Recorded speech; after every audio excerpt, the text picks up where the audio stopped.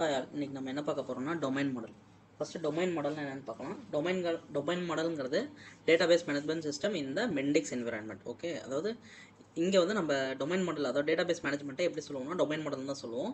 இந்த டொமைன் மாடலில் தான் எல்லா டேட்டாஸும் ஸ்டோர் ஆகிருக்கும். நமக்கு வேணுங்கிற எல்லா அப்ளிகேஷனோட டேட்டாஸ் எல்லாமே இந்த இடத்துல தான் ஸ்டோர் ஆகிருக்கும். First, what is domain model?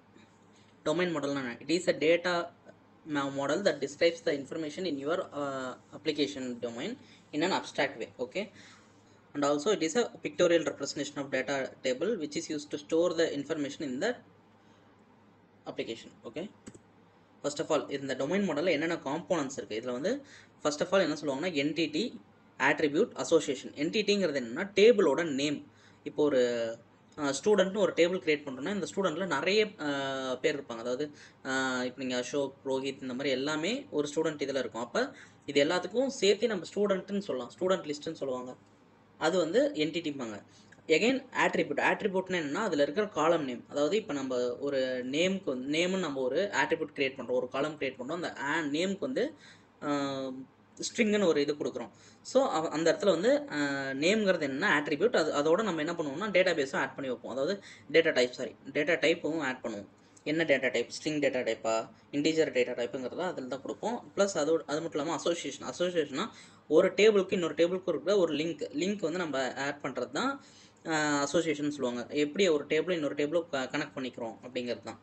Okay, அது ஒரு எக்ஸாம்பிள். அதாவது நம்ம இதில் இருக்கிறது எப்படி இருக்குன்னு நான் சொல்கிறேன். ஃபஸ்ட்டு நார்மலாக ஒரு SQL டேட்டா பேஸ்னால் எப்படி இருக்கும் அப்படிங்கிறத நம்ம பார்க்கலாம். இப்போ இதில் வந்து ஓகே இந்த முழு டேபிள், இந்த டேபிள் ஃபுல்லாக சேர்த்து நம்ம என்ன சொல்லுவோம்னா ஸ்டூடெண்ட் டேபிள்னு சொல்லலாம். இது வந்து என்னென்னா என்டிட்டி. ஹேண்ட் ரைட்டிங் நல்லா இல்லைன்னு இது பண்ணாதீங்க, ஜஸ்ட் ஃபார் இது ரெஃபரன்ஸ்க்காக நான் போடுறேன். அடுத்து நேம்ங்கிறது என்ன ஆட்ரிபியூட், அதாவது காலம்ஸ். இந்த இடத்துல நேம்ங்கிறது என்னன்னா இது ஒரு string, first string data type plus இதை தான் நம்ம ஆட்ரிபியூட்னு சொல்கிறோம். ஓகே, இதுதான் அசோசியேஷன். ஒரு இந்த இடத்துல வந்து ஈட்டன் பை ஒன்னு இருக்கு. ஒன்னுங்கிறது இப்போ யாரை குறிக்குதுன்னா ஹென்ரியை குறிக்குது. ஹென்ரி வந்து கலர் இப்போ 2 இதை வந்து சாப்பிட்ருக்காரு அந்த மாதிரி சொல்லலாம். இப்போ இது வந்து மெனி டு ஒன் அசோசியேஷனில் இது வந்து ஆட் பண்ணியிருக்காங்க. ஓகே, ஃபர்ஸ்ட் இதை பற்றி பார்க்கலாம். First of all what is என்டிட்டிங்கிறது நான் என்ன சொன்னேன்னா அந்த டேபிளோட நேம்னு சொல்கிறோம். அந்த டேபிள் வந்து எப்படி டிஃபைன் பண்ணலாம்னா பெர்சிஸ்டபிளாக டிஃபைன் பண்ணலாம், இல்லை நான் பெர்சிஸ்டபிளாக டிஃபைன் பண்ணலாம். பெர்சிஸ்டபிள் மீன்ஸ் நம்ம டேட்டா பேஸில் ஸ்டோர் ஆகிருக்கும். அதாவது நம்ம இப்போ ஒரு டேட்டா வந்து வேணும், நமக்கு வந்து ஃபியூச்சர் யூஸ்க்கு வேணுங்கிற பட்சத்தில் அதை வந்து நம்ம பெர்சிஸ்டண்ட்டாக கொடுக்கலாம். நான் பெர்சிஸ்டன்ட்னா இப்போ நான் ரன் டைமில் நம்ம வந்து ஒரு புதுசாக ஒரு டேட்டா பேஸ் கிரியேட் பண்ணுவோம். அந்த டேட்டா பேஸ் வந்து வேறு எங்கேயுமே ஸ்டோர் பண்ண தேவையில்ல, அதாவது ஃபியூச்சர் யூஸ்க்கும் தேவையில்லை அப்படிங்கிற பட்சத்தில் அதை வந்து நான் பெர்சிஸ்டண்ட்டாக யூஸ் பண்ணிக்கலாம். நம்ம அந்த செஷன் கில் ஆகும்போது இதுவும் தானாகவே எரேஸ் ஆகிக்கும். நெக்ஸ்ட் வாட் இஸ் அசோசியேஷன் நான் சொன்ன மாதிரி தான். ஒரு டேபிளுக்கு இன்னொரு டேபிளுக்கும் லிங்க் தான் ஒரு அசோசியேஷன் சொல்லுவாங்க. எப்படியெல்லாம் அசோசியேட் பண்ணலாம்னா நம்ம மெனிக்ஸில் 1 to 1, 1 to many, many to 1. அதாவது இப்போ நம்ம 1 to 1 மீன்ஸ் இப்போ ஒரு ஸ்டூடெண்ட் இருக்காரு, அந்த ஸ்டூடெண்ட் ஓகே நான் நெக்ஸ்ட் இதில் சொல்கிறேன். Real time example. Create a student ID for each student and assign their subject. அதாவது இந்த இடத்துல என்ன பண்ணியிருக்கோன்னா ஒரு ஸ்டூடெண்ட்க்கு இன்னொரு ஸ்டூடெண்ட்க்கும், அதாவது ஒரு ஸ்டூடெண்ட்க்கு ஒரு ஐடி இருக்கும். ஸோ அதனால் நம்ம வந்து அது ரெண்டும் 1 to 1 வச்சுருக்கோம். இப்போ ஒரு ஸ்டூடெண்ட்க்கு 2 ஐடி இருக்கக்கூடாது. ஸோ அதை இப்போ 1 to many கொடுத்தோம்னா இந்த இடத்துல தப்பாயிரும். ஓகே, அது மட்டும் இல்லாமல் சப்ஜெக்ட்ஸ் இங்கே வந்து many to 1 கொடுத்துருக்கோம். ஏன் நம்ம many to 1 கொடுத்துருக்கோம், அதாவது 1 to many ஏன் இங்கே 1 to many கொடுத்துருக்கோம்னா ஒரு ஸ்டூடெண்ட் வந்து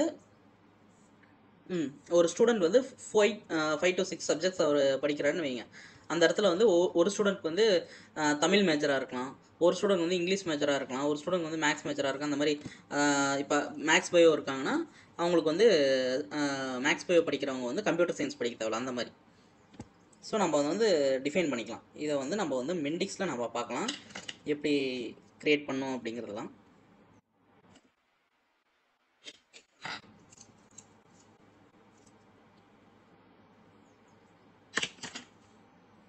ஓகே,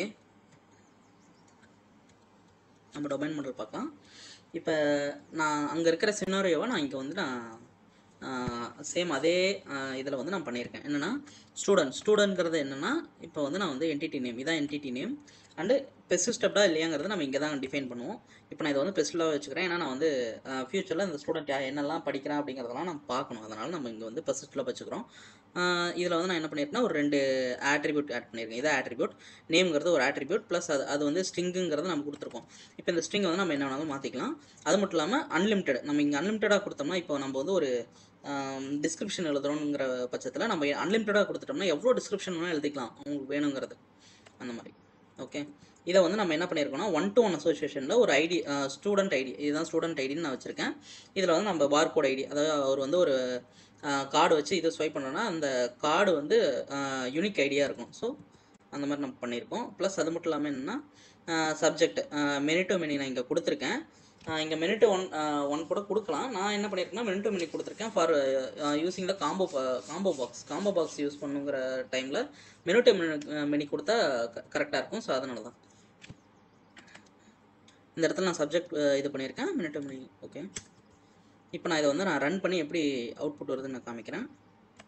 அதுக்கு முன்னாடி நான் இது பண்ணிக்கிறேன். இந்த பேஜஸ்லாம் நான் க்ரியேட் பண்ணியிருக்கேன். இது எப்படி இது பண்ணுங்கிறதெல்லாம் நான் இதுக்கப்புறம் அப்கமிங் வீடியோஸில் நான் சொல்கிறேன். இங்கே ஜஸ்ட் வந்து எப்படி இதாக இருக்குன்னு மட்டும் நான் சொல்லிக்கிறேன்.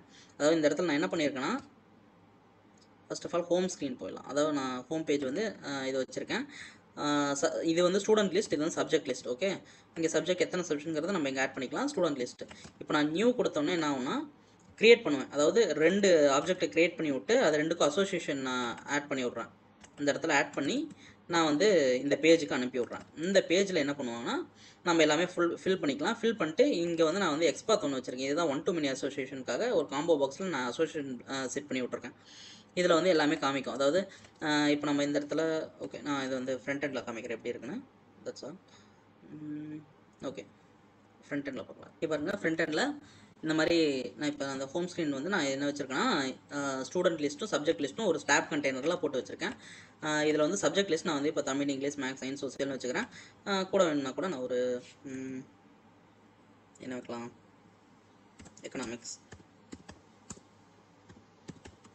எக்கனாமிக்ஸ்னு நான் ஆட் பண்ணிக்கிறேன். இந்த மாதிரி இங்கே ஆட் பண்ணிவிட்டு இப்போ நான் இங்கே வந்து என்ன பண்ணுறேன்னா ஒரு நியூ கொடுக்கும்போது நான் சொன்னேன் இங்கே ஸ்டூடெண்ட்ங்கிறது இது ஸ்டூடெண்ட்டில் இருக்கிற என்டிட்டி. இந்த ஐடி ரெஃபரன்ஸ்லாம் வந்து ஸ்டூடெண்ட் ஐடியில் இருக்கிற என்டிட்டி. அது ரெண்டையும் நான் இப்போ ஆட் பண்ணுறேன். இப்போ நான் இங்கே என்ன பண்ணுறேன்னா எஸ் அப்படின்னு ஒன்று ஆட் பண்ணுறேன். கிளாஸ் நேம் வந்து இப்போ 6th அந்த மாதிரி கொடுக்குறேன். கொடுத்துட்டு ஐடி ரெஃபரன்ஸ் வந்து ஜஸ்ட் நான் ஒரு இது பண்ணிக்கிறேன். ஓகே, காம்போ பாக்ஸ் இங்கே பாருங்க. நான் இப்போ நான் எக்கனாமிக்ஸ் ஆட் பண்ணால் அதுவும் இங்கே வந்துடுது. இப்போ நான் இவர் வந்து என்ன பண்ணுறாருன்னா எக்கனாமிக்ஸ் தான் இதாக வச்சுருக்காரு. ஸோ அவர் வந்து ஒரு வேளை சோசியல் படிக்க தேவையில்ல அப்படின்னு நம்ம வச்சுக்கிறோம். வச்சுட்டு இப்போ நான் சேவ் கொடுக்குறேன்னா இப்போ இந்த இடத்துல பாருங்கள் இங்கே ஒன்று க்ரியேட் ஆயிடுச்சு.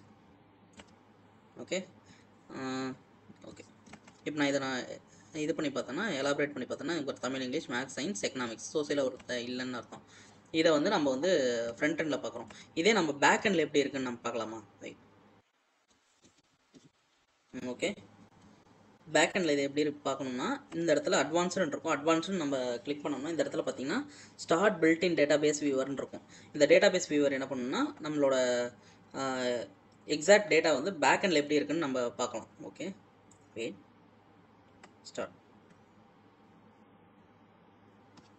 ஸ்டார்ட் கொடுத்தோன்னா பார்த்தீங்கன்னா இந்த இடத்துல ஒரு HSQL டேட்டாபேஸ் மேனேஜ்மெண்ட் இது வந்து இங்கே ரன் ஆக ஆரம்பிச்சிடும்.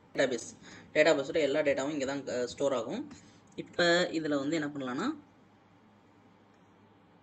நம்ம மை ஃபர்ஸ்ட் மாடியூலோட ஸ்டூடெண்ட் டேட்டாபேஸ் பார்க்கலாம். இதை ரைட் கிளிக் பண்ணி நம்ம வந்து சென்ட் இது பண்ணிக்கலாம். எக்ஸிக்யூட் பண்ணோம்னா இதான் நம்ம கிரியேட் பண்ண டேட்டாபேஸ். இந்த ஐடிங்கிறது யூனிக் ஐடி. இது வந்து ஒவ்வொரு டைமும் டேட்டாபேஸ் அதாவது ஒவ்வொரு என்டிட்டி க்ரியேட் ஒவ்வொரு காலம் க்ரியேட் ஆகும்போது இதுவும் க்ரியேட் ஆகும். ஓகே, இதை ஞாபகம் வச்சுக்கோங்க. இப்போ இதில் வந்து என்ன இருக்குன்னா ஓகே 030384 இருக்குது. இது வந்து கங்குலியோட ஒரு ஐடி. இப்போ நம்ம ஸ்டூடெண்ட்டுக்கும் ஸ்டூடெண்ட் ஐடிக்கும் இருக்கிற அந்த இதை ஓப்பன் பண்ணி பார்த்தோம்னா இங்கே பாருங்கள் 0384ங்கிறது என்னென்னா கங்குலியோட ஐடி. அந்த கங்குலியோட ஐடி வந்து யாரோட கனெக்ட் ஆகிருக்குன்னா 547ங்கிறதோட கனெக்ட் ஆகிருக்கு பாருங்கள்.